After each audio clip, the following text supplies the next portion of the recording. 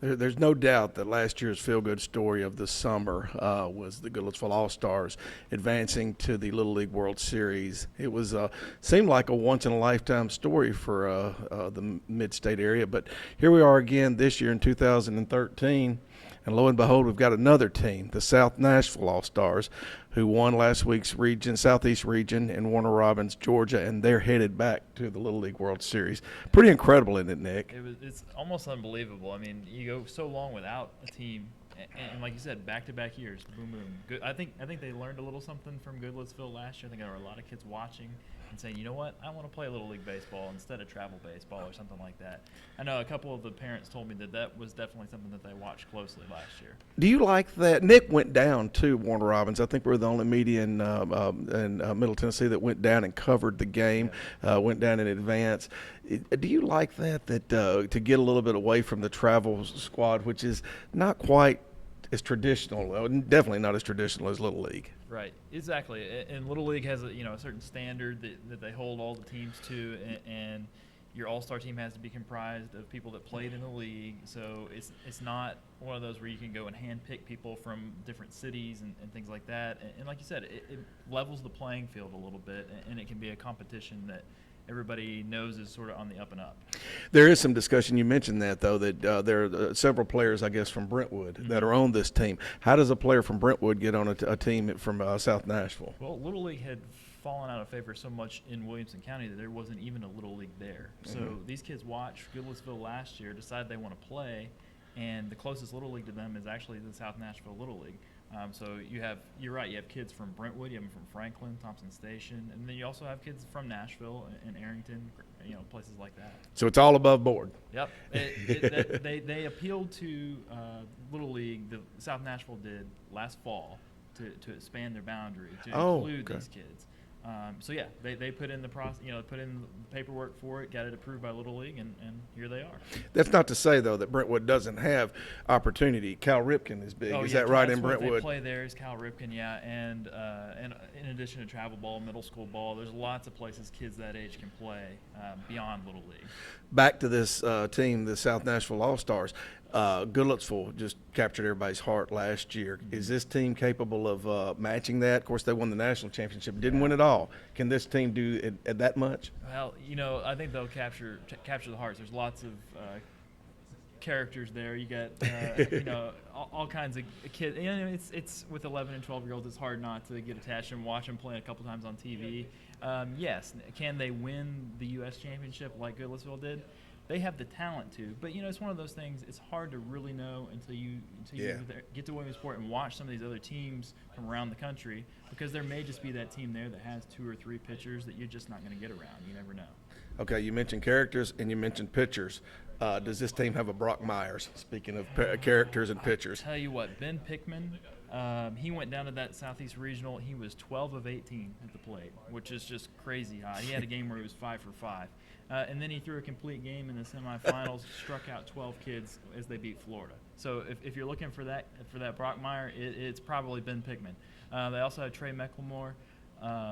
You may notice him on TV. He plays first base. He's over 6 foot tall. When I was interviewing him after the game, I'm about 6 foot, and I was looking up at him. Wow. So just a huge 12-year-old, and he's definitely a kid. He came in and threw 3 innings of shutout relief to win the final.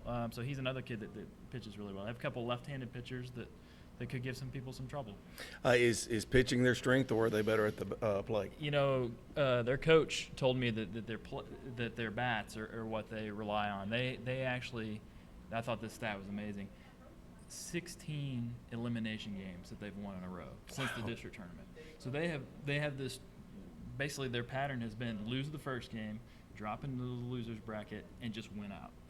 And he said they've been doing that on the strength of their bats. Wow. They just, when they got behind 3-0 in that final game, and came right back with a 5-run inning and took care of it that way. So. Well, if they want to capture the hearts of the fans right here, that'll be a recipe to do that, to come out as the underdog. You mentioned the coach. I'm not sure everybody knows who the coach is, but former major leaguer himself, right?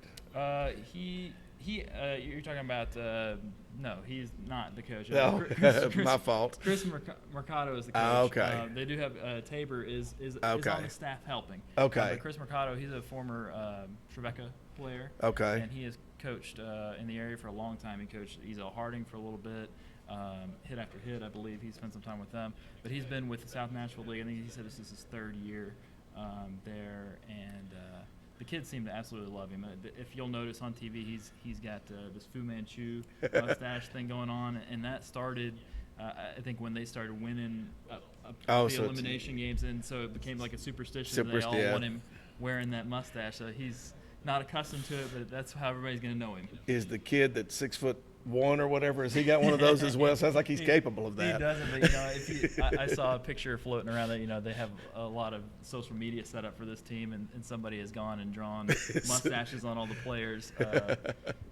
It's a funny little tribute to their coach. So. What are the details? When do they play again? Is it Thursday? Thursday at 6 o'clock. I believe it's against New England, and it should be on ESPN2.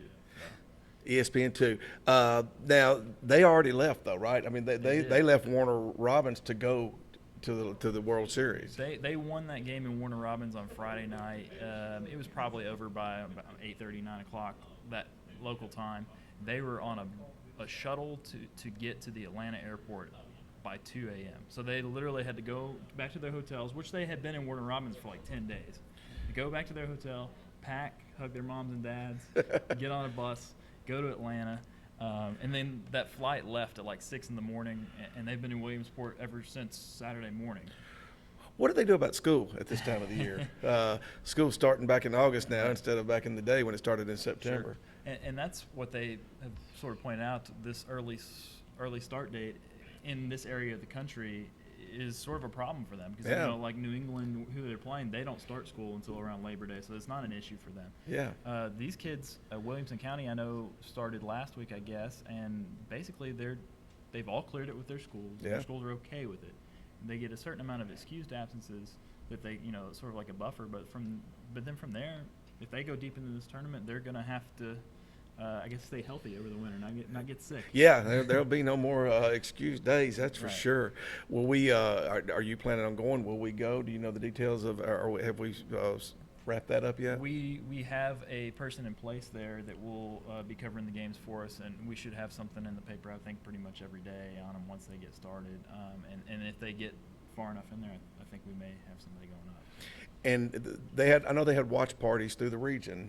Where are those? Do you know where those are? I believe corner bar or corner, Cross Corner. I think it's in Brentwood. I think that was one of the big hangouts. But I'm sure that a great place to check is their Facebook page. They do a really good job of updating people on where you can go watch them and be with fans like yourself if you want to go check it out.